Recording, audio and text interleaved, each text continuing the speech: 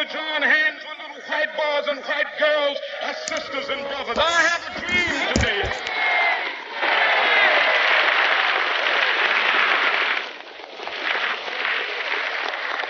I have a dream that one day every valley shall be exalted. And every hill and mountain shall be made low, the rough places will be made plain, and the crooked I wonder what places happens. will This be thing made was straight. bad like that. The Lord shall be revealed, and all Look. flesh shall see it together. This is our hope. This is the faith that I will go back to the south with. A little late for all the stuff we've been saying. We will be able to hew out of the mountain of despair a stone of hope. With this faith, we will be able to transform the jangling discords of our nation into a beautiful symphony of brotherhood. With this faith, we will be able to work together, to pray together, to struggle together, to go to jail together, to stand up for freedom together, knowing that we will be free one day.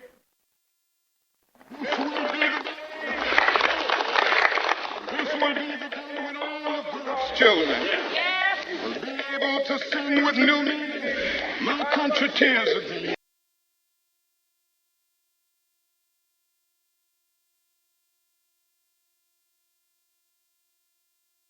Ladies and gentlemen, we apologize, but we had to cut this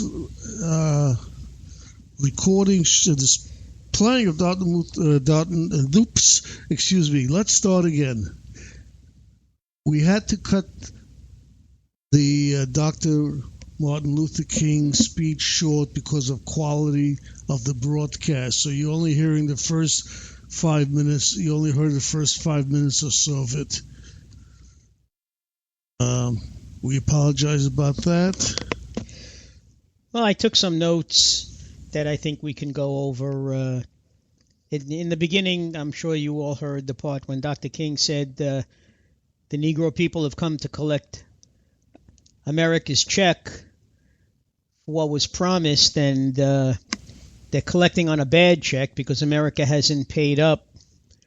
The Emancipation Proclamation has proven to be really only words, because it was 100 years later, and again, to use his terminology, the Negro is still suffering, okay, and there hasn't been any equality.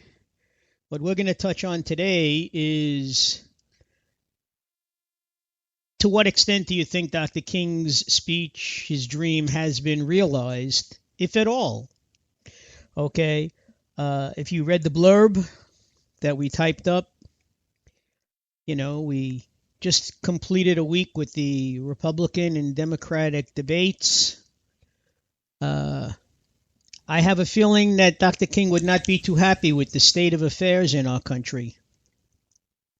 Too much divisiveness. Too much hate. Too much hate. Well, that's it.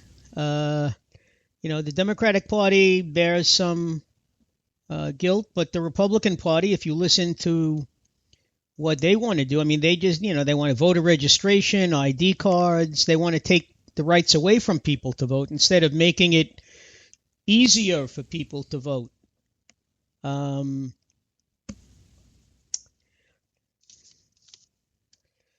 He talks about police brutality in 1963, but in 2015, we've seen an increase in police brutality.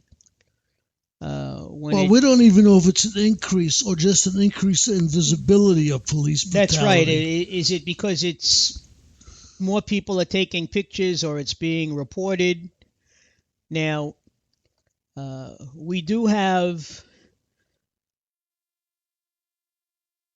you know, the shooting in South Carolina with Walter Scott running away. I think his name was Walter. He was stopped for a minor infraction. Why did he run? Supposedly he ran because he was behind on his child support payments. But I ask you, is that a reason to run from the police? Now, the other thing is, He was running away. Why do you use your gun? The policeman had a taser. He just as simply could have caught up to him and tasered him and then brought him in. Okay? I mean, the man didn't have a weapon. And too often we find these things being reported more and more. And the police are beginning to be held accountable, as they should, because the bad ones give the good cops a lousy reputation. They're out there to do a job, to protect and serve. And you have bad cops out there who shouldn't be carrying a badge or a gun.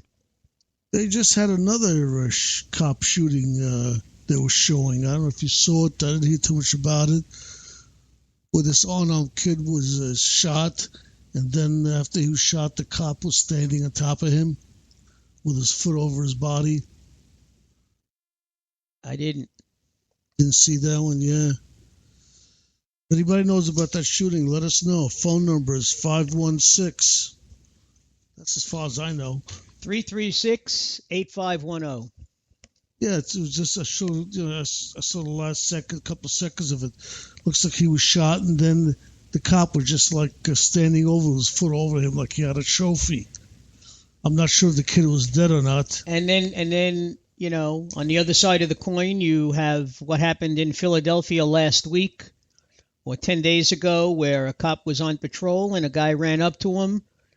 Now, he shot 13 times, but he pumped 3 bullets into the cop, and the cop actually got out and chased him. And shot him.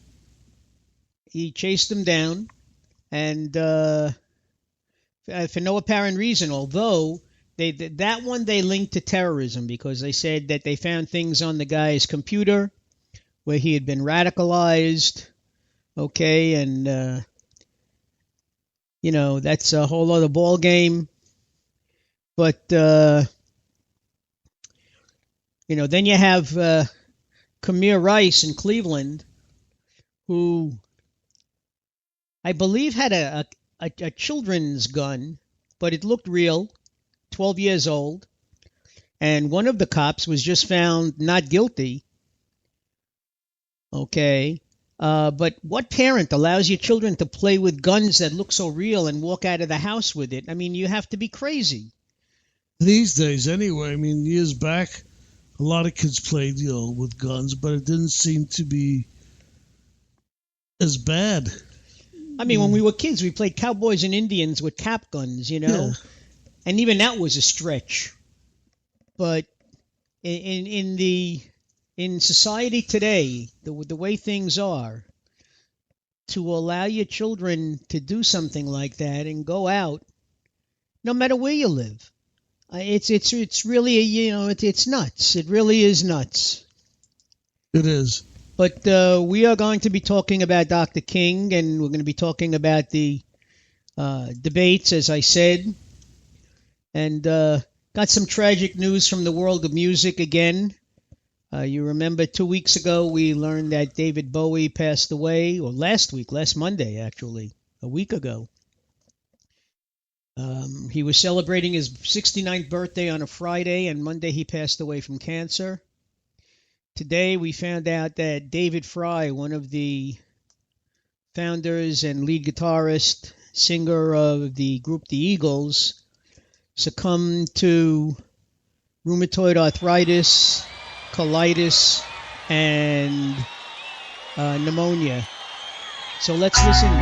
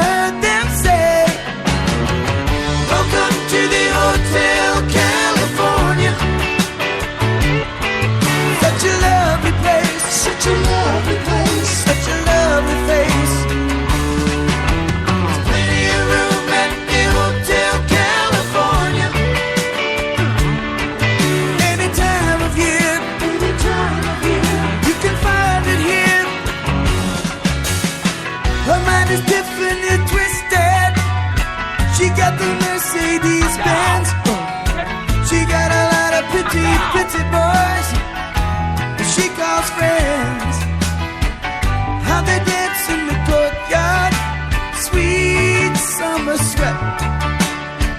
Some dance to remember, some dance to forget. So I called him the captain, please bring me my wine. He said, we haven't had that spirit here since 1969.